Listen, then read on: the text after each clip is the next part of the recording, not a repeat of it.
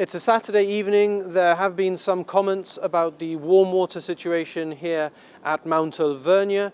So we've come up to speak to the Health and Care Minister Gemma Arias-Vasquez, who's here with her shadow, Atrish Sanchez, and they're speaking to staff. So we're going to go inside to find out more. And we had this problem, especially over the Christmas period. The last one of the boilers broke down. We have to replace them. Mount Alvernia, as you all know, is an old building that needs lots of works and lots of maintenance. And we've been encountering some issues with the hot water supply. We have had to move from old boilers to new boilers, which have been installed over the Christmas period. On certain days, we have had a decrease in the supply of hot water and the temperature as well. However, we've been adapting our practices to make sure that the residents were well looked after and their hygiene needs were met accordingly. That's the way that our nurses work. We try to make the best for the residents and working hard every day to mitigate these circumstances. At no point have the residents been given cold showers or anything of the sort. What has happened is that one boiler broke, it was replaced, another boiler broke and it was replaced, and the boilers that have been replaced are gas oil boilers, which have been replaced by electric boilers.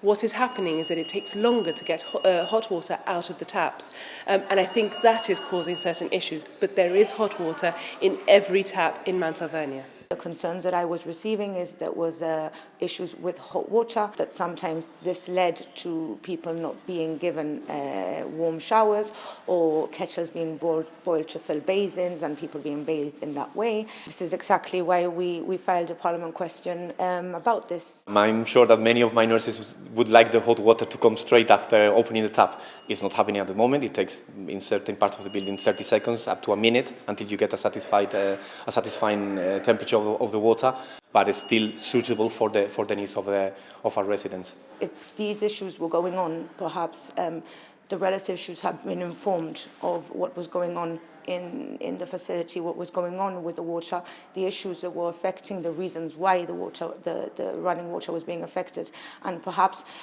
relatives and residents would have felt more at ease. I went floor by floor with the charge nurse, going to the bathrooms and the sinks in all of the floors to make sure there was hot water everywhere, and I can confirm that there was hot water everywhere.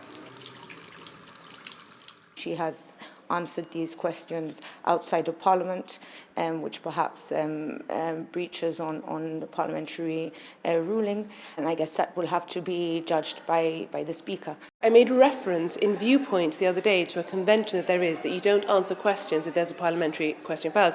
That is true, but that convention is overridden by public interest. So the question the other day related to waiting lists in the dentist. The public interest doesn't demand an immediate answer.